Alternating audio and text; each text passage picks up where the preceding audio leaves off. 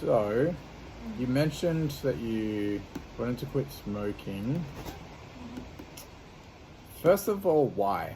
Why do you want to quit smoking? I think because,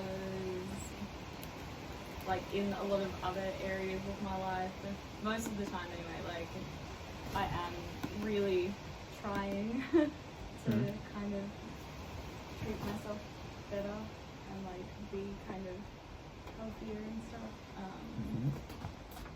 As in, like, you know, exercise is really important to me, and I like eating good foods and, you know, just kind of, because then you feel good, you know? Yeah. Like, feel good physically, feel good mentally. And smoking is just kind of going the wrong way there. Yeah. And I think every time I do smoke as well, because I'm so conscious that I'm usually doing it out of anxiety or something. Yeah, okay. Then, like, that just makes me feel shit as well, you know what I mean?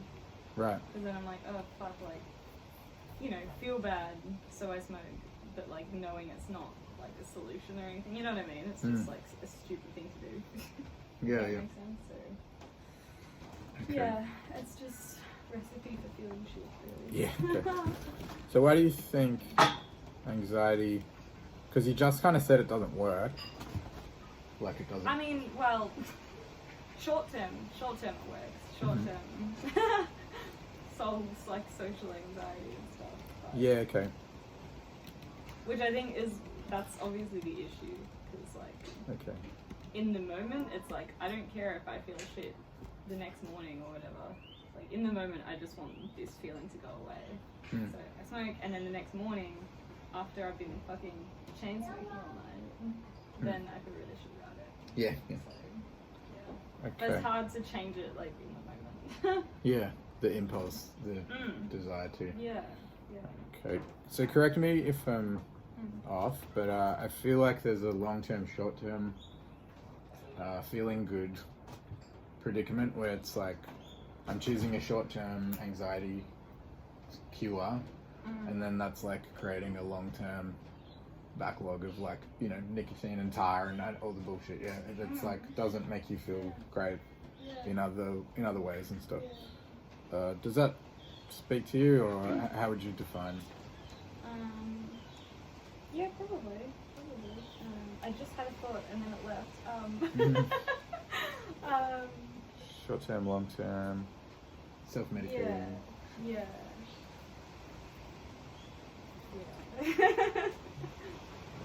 Yeah, because I think that's how it's supposed to work when you quit, isn't it? Like, the withdrawals or whatever, like, only last so long. Like, you just have to kind of wait it out.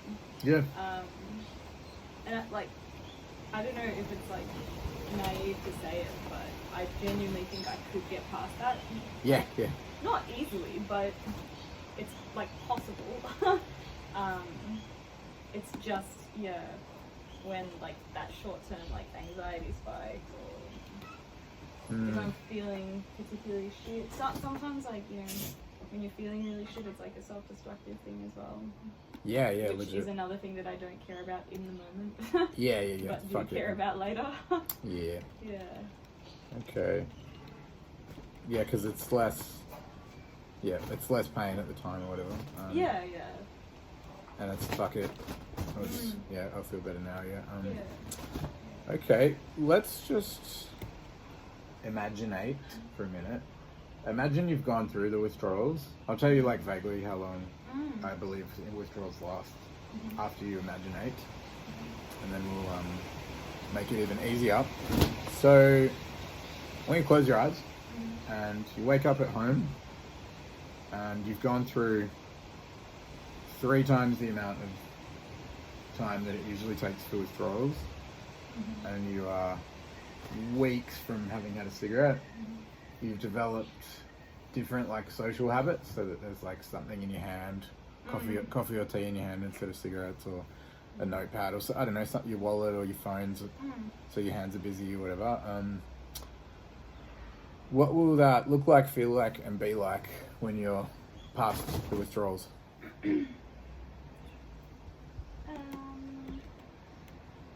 the only way, it's sad, but like the only way I can imagine that, like imagine not smoking, basically.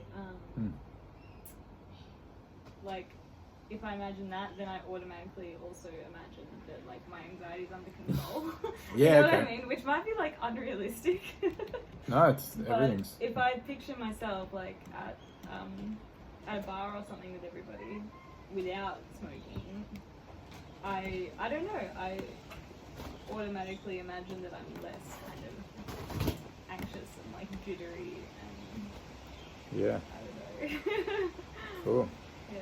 Well, that's like actually a much more realistic way of looking at it as well, rather than attacking it on like a cognitive behavioral level, which is a thing you can just like do and then adjust. Like you know you can do that, but like attacking it from like a causal thing, that's probably gonna work. Okay, honestly, cool. So first of all, withdrawals probably last 3 days for smoking. Really? It's like, you know, Wow. honestly, if you smoked a whole packet on a Sunday and then Yeah. just went during the week, like, you know, you kind of Yeah. like really hanging out for a few days. Like, I mean, from having a lot of nicotine in your body and then not having it there, it's probably only 3 days to break the crave. But it's if you drink or smoke on the weekends, then that's like a habitual. Yeah. You know what I mean? You're like, oh, it's Saturday, go, and it's, you know, so that's the thing. But the actual withdrawal thing's it's not that hard. And, you know, like on your withdrawal days as well, like eat as much chocolate as you want. Is the thing I would suggest from my, you're not trying to quit chocolate, you know, it's like, Yeah. I quit chocolate next week, you know. Yeah. Okay. All right. Wow, that's surprising. Because in that case, like, yeah, like there have been times where I've easily gone 3 or 4 weeks even. But the key there is that the reason I've gone 3 or 4 weeks is because it's also been 3 or 4 weeks since I've like gone out. As in gone out on like a Saturday night with everybody, you know what I mean? Okay. Yeah. So, but there's a correlation between socializing Yeah. and the behavior, right? Yeah. Because it's rare that I would turn to cigarettes out of like depression or stress or anything like that, you know what I mean? Like most other emotions I would turn to just, I don't know, other stuff, but not smoking. Okay. Anxiety is the only one that, from what I can see, Yeah, sure. anxiety is the only one that, Okay. yeah. So it's intrinsically linked to socializing. I think so. Okay, cool. We can play with that because there'll be definite correlations. If you're like, I went out 3 times and I smoked 3 packs of cigarettes, it'll be obvious, you know, that that's the thing. Yeah. Okay, do you want to track? You said motivation and like moving forward. Do you want to keep an eye on your like exercise and diet motivation, or one or the other, or just both together, or we can do a few sessions looking at the stats on that? Yeah. So one or the other, or both together, or separately? Might as well do both because they kind of go together for me at least. Yeah, that's what I thought. They kind of you feel like doing both of them when. Yeah. I mean, if I've eaten good, then I'm more likely to feel like doing stuff. If I'm eating shit, I just want to like be on the couch. Yeah. And eat more shit. Okay, so we've got some more hypotheticals. What do you need to know to lower your anxiety level in general? What do you need to know? Everything. Okay, actually, yes, everything, but in general, I feel much less stressed if I have like a plan for the day. As in just a rough plan, like, I don't know, get up, maybe do my workout or something. I don't know, and then like coffee with Tom and then going to Dad's later or something like that. You know what I mean? Just like, I need to know what I'm doing that day and I need to know where I'm staying that night. Yeah, just. Yeah. which I think just comes from years of doing that anyway. How do you usually work that out? Or it's just kind of off the cuff and eventually you work out your plan, or? It's just kind of like naturally the first thing I do when I wake up. Just kind of think about the plan for the day. Yeah, which is why like I don't know, like if I've spent the night at Tom's place or something and I don't know, like if I'm awake at 9 and then he sleeps till 11:30, often by the time he wakes up I'm like quite stressed out because I'm like, I don't know, like I'm trying to figure out my day and like I don't know how he's going to play into it. Yeah, and I need to know that. And managing. I don't know, yeah, so I get like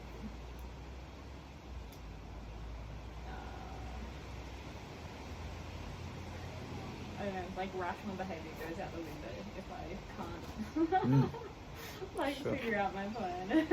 Because even like if the plan doesn't go that way, or if something changes halfway through the day or something, that's fine. I just need to know about it. Yeah, okay. I need to like, I don't know, prepare myself and I don't know. Yeah, if I can share one of my experiences. The first kind of coach I had, she's a social worker, and I was like an absolute hooligan, as you know, as a teenager, and she was sort of like, come and focus on positive things. Like she made me do an art show at the Camberwell Youth Centre, and I did like radio work with her, and it was like with all kids. Like I was the oldest one, so I had like the most responsibility doing some of the stuff and that. And then I worked at the Channel 31 and that, and she just kind of got me to focus on positive things, right? And like I swear to God, I'd still be in a gutter somewhere if she wasn't like, there's other stuff you can do, like, you know, just come focus on positively social conscious things, you know. But she once said to me, she goes, it's good to have a plan because you can stray from the plan. It's like you got your plan, and then some crazy stuff happens and you're like, oh, okay, but you sort of circle back to the plan. She's like, yeah, stuff will knock you off and you just come back to the plan. And I was like, that's a really good point, because nothing ever goes according to plan, but it's like you go back to it, and it's like, and then now I'm staying at Dad's house, you know. It's like you circle back to it. Which I thought was that was a huge epiphany for me. I was like, having one's good, even though it never works. Just having one's good. And I think like if I don't go to the trouble of thinking of a plan, I don't know, I feel like it'll become one of those days where I don't know, like having a plan kind of helps be motivated to do that stuff and have a productive day, you know what I mean? Like I feel like if I don't come up with a plan, then I'm more likely to be like looking at my phone and suddenly realize it's like 4 p.m. and I've done fucking nothing all day. You know what I mean? Like I don't know, if I know like what I'm doing and what time I'm doing stuff or whatever, like I don't know, it keeps me on track. And then because then I just get like real sad if it if it gets to like dinner time and I've had an unproductive day. It's like, oh yeah. I get it. Me too. But yeah, even straying from the plan, like that's fine as long as it's like something. We're heading somewhere. Yeah. Okay. Question: what do you need to know for, I guess, like social self-defense against anxiety? Like, what do you need to know that will make it easier to not smoke socially? You know, what do you need to know? Knowledge.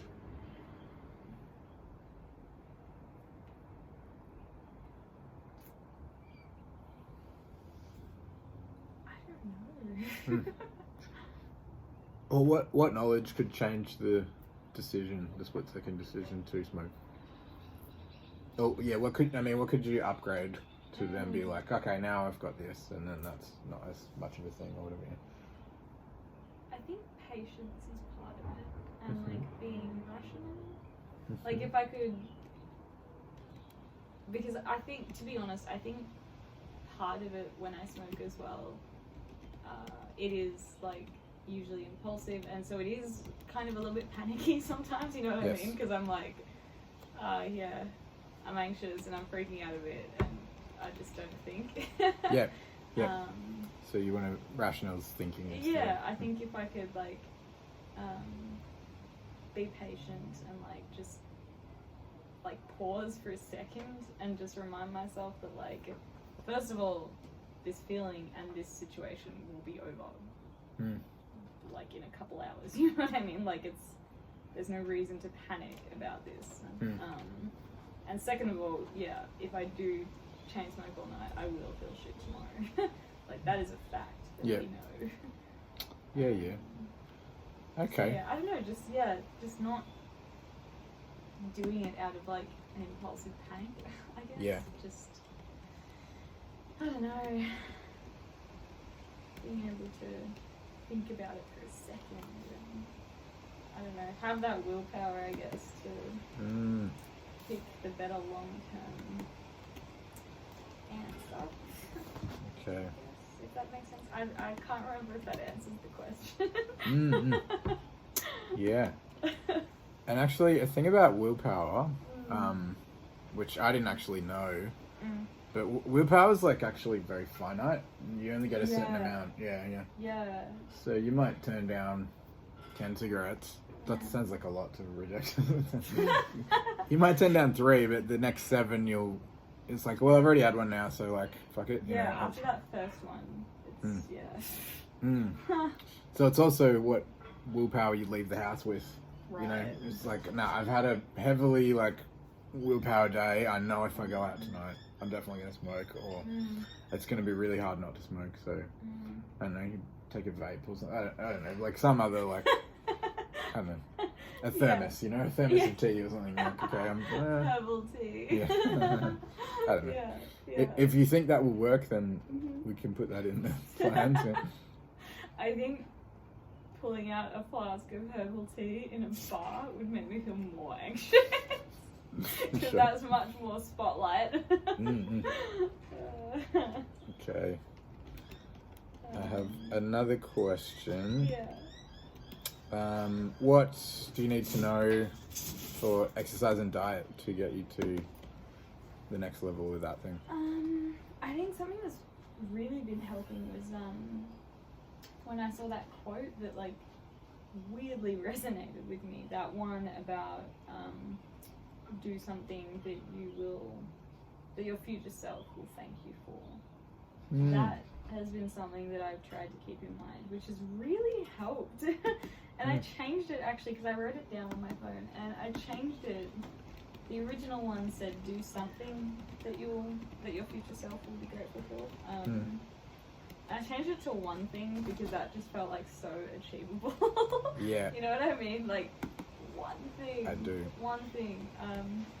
Which has been surprisingly, like I don't usually, I'm not usually the kind of person to use like motivational quotes, mantras or anything. I don't know, but I will say that one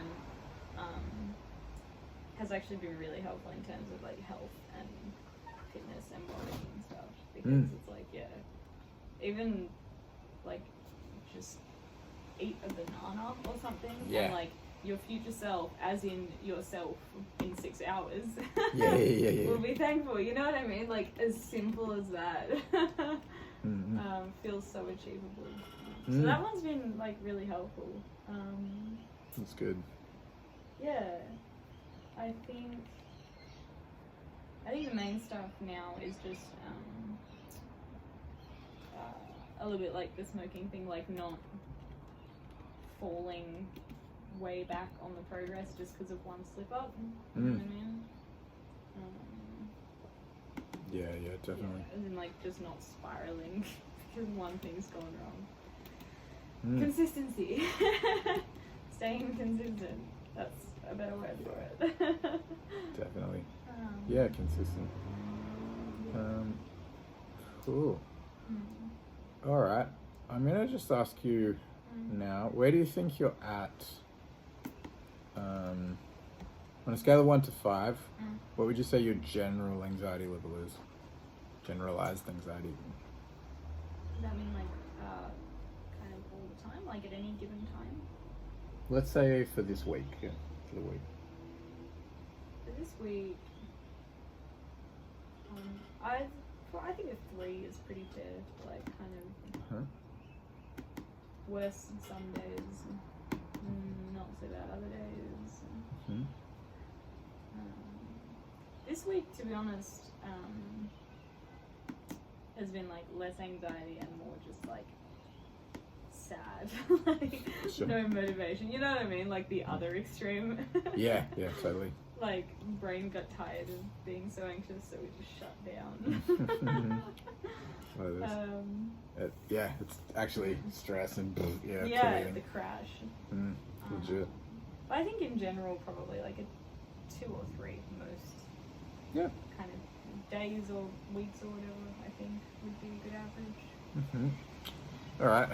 What's your smoking frequency? 1 to 5. Frequency is probably pretty low. I'd say like 1 or a 2. Cool. Because most of the time it doesn't occur to me. Most days I don't think about it. It's just that one night, probably every fortnight or every 3 weeks, that I will fucking go through like half a day in like 3 hours. Yeah. So frequency, not really. Yeah. Cool. Yeah. It's more intensity, right? Yeah. Yeah, a little bit. So, okay, what about, so there might be a correlation here. What's your social anxiety been this week then? This week social anxiety has been okay because I haven't socialized very much. This week has been a big, like, isolation week. Like, I've avoided everyone for a little while now. I'd say, like, generally speaking, if you're going to message me online, I would take like 3 to 5 days to get back. But this week has been, like 7 to 10 days to respond to messages. You know what I mean? So, I mean, social anxiety has been okay right now because I just haven't been, like, I haven't had the energy to socialize much. Yeah. The willpower, Yeah. It's kind of good if your willpower's like run out and then you crash, then you don't smoke. Yeah, pretty much. Interesting. Cool. What about your diet and exercise health level this week? This week, pretty bad on all accounts. Because we went down the beach. So actually, I mean, like, exercise has been okay because I still, like, if I'm away from my usual routine, I'll still kind of make an effort to go for a walk on the beach or go for a run around the block or something like that. So it's been okay, but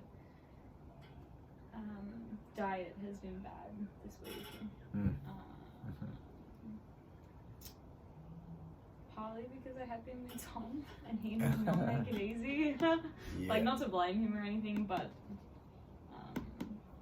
fuck.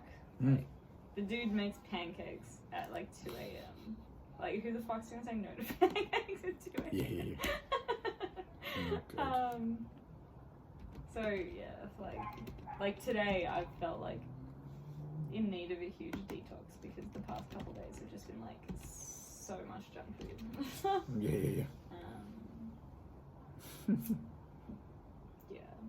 Not bad. It's okay. It's just like, it feels like extra shit now. Alright. So we'll review this scaling, we call it, the measuring at the beginning of next session. Okay. So my next question is, how often do you forgive yourself, and are you particularly hard on yourself? Because that could be something we could look at as well. I think in general, yes. Yeah. Alright, why are you so hard on yourself? This is the last difficult question I'm going to ask. I don't know. I don't know why, I just know I am. Cool, maybe we can just leave that as a think about. So I want you to think about also the influence of others. I'll check in with you and say, have you thought about why you're hard on yourself? And if Tom can throw you off by inviting you for coffee, and other people can throw you off by making you socialize when you don't have the willpower, like yeah, it's easy to, I mean, going back to the plan's cool, like we've got a plan, but yeah, in what ways can you consciously get your head around that and then come up with, you know, ways around those things? So your homework is to think about the influence of other people and your goals, and think about why you're hard on yourself.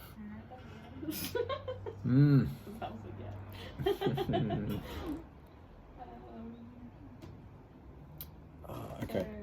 So, why you're hard on yourself? Yeah, you don't have to answer now. I just want you to like toy with those things between sessions.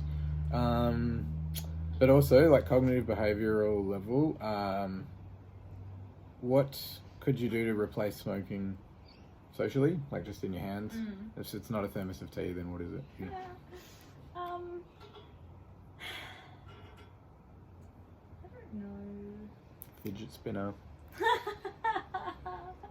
Maybe if I want to get bullied. I don't know. I mean, I think drinking would help. Which like sounds bad, but like You're not trying to quit drinking. well, exactly. Like I don't have a problem with drinking. It's just that I generally dislike it. I mean, what's fucking fun about it? Yeah, and you can't drive like, either. You go out, you spend fucking money, which takes away your ability to drive home, which is a big fucking like red flag for me. Yeah, you fucking go out, you waste money. Let's be honest, it tastes like shit most of the time. And it usually ends up feeling like shit as well. Yeah, that's my little rant on alcohol. It's pretty valid. Like really, if I weren't smoking, I'm sure drinking would make it easier to sit there and like socialize and have something in my hand. I don't know why, I don't know, I don't find it that enjoyable. However, I will say now that I'm thinking about it, maybe I should try just ordering like a Coke or something. I don't know. Hey, this is the thing. And I used to do that. I'd get like an apple juice in a whiskey glass so it looks like whiskey. Oh, that's clever. Yeah. Tom's mum told me to do that. She said get your first drink as like a vodka cranberry, and so when you keep getting refills that's just cranberry juice, like people won't know. Social But self-defense. yeah, that's a good one. Does work. Yeah. Okay, so I'm going to send you the notes so you can just have, even if you only look at them once, it'll help you just kind of stay in the game. But at the beginning of the next session, we'll look at where you're at with each of the levels. And I want to talk about, I'm going to give you some stuff like a mindfulness meditation for anxiety. And that will tie in with the gratitude stuff you're talking about. Gratitude, would you say, do one thing that your future self will be grateful for? We'll have a look more at that because you're obviously starting to feel that, because gratitude's like has shown to change the brain and how we feel and stuff. It's actually really, that's why there's a big buzz around it at the moment. And mindfulness. Yeah. I feel like I'm like right on the cusp, especially with like the health and like fitness thing. You know how we've talked before, I think, about that, like to kind of change a behavior or something, you sort of need to experience the positive outcome like a few times to like learn basically you know what I mean? And I feel like that, like, do one thing that your future self will thank you for, has helped with that. And I feel like I'm right there, like, at this point I have experienced it enough to know that, like, you know, like, eating fruit as opposed to fucking something else, like, will make me feel better later on. But it's, just need to, like, keep pushing at it, basically. Chipping away at it. Yeah. Well, the good news is I'm your accountability partner, so I'm here to help. Cool. All right, thanks for letting me film it. I'll check in next week.